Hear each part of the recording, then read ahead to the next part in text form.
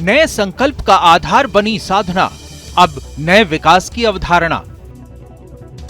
जब देश में नई लोकसभा का गठन होना है, नई सरकार तय होनी है, इससे ठीक पहले पीएम मोदी एक बार फिर देश की जनता से मुखातिब हुए, जिसमें उन्होंने अपनी साधना, उससे मिली ऊर्जा और नए संकल्पों की बात की और भारत को विकसित राष्ट्र बनाने का आह्वान किया।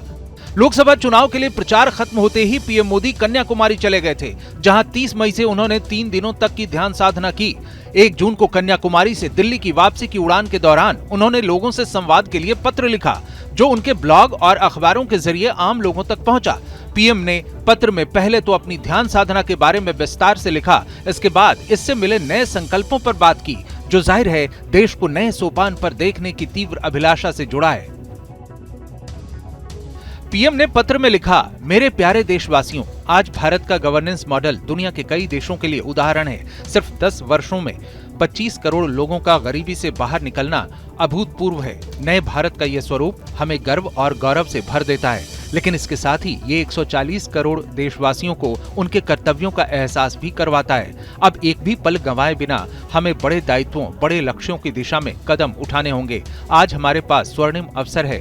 हम अगले 25 वर्ष केवल और केवल राष्ट्र के लिए समर्पित करें। हमारे ये प्रयास आने वाली पीढ़ियों और आने वाली शताब्दियों के लिए नए भारत की सुदृढ़ नींव बनकर अमर रहेंगे। मैं देश की ऊर्जा को देखकर ये कह सकता हूँ कि लक्ष्य अब दूर नहीं है। आइए तेज कदमों से चलें, मिलकर चलें, भारत को विकसित बनाएं।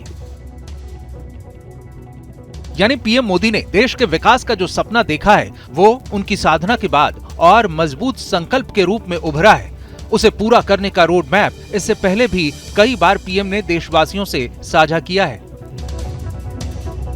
आपको याद होगा, मैंने लाल किले से कहा था, यही समय है, सही समय है, और आज फिर कह रहा हूं, 21वीं सदी भारत की सदी होगी।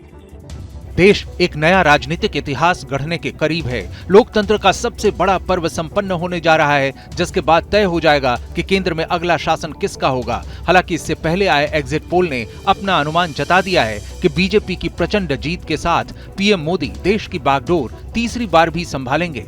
मुझे पूरा विश्वास है कि आने वाले दिनों में जो एग्जिट पोल होगा वो 400 पार के भारतीय जनता पार्टी के नारे को जमीन पर उतारने वाले नतीजे लेकर आएगा।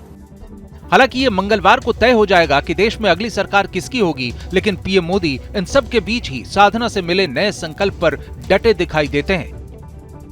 ये तस्वीरें रविवार की हैं, जब प्रधानमंत्री नरेंद्र मोदी ने देश में हीट वेव से लेकर बाढ़, मानसून की तैयारियों और रेमल तूफान से हुए नुकसान का जायजा समेत शासन से जुड़े 7 मुद्दों को लेकर अलग अलग कई बैठकें की।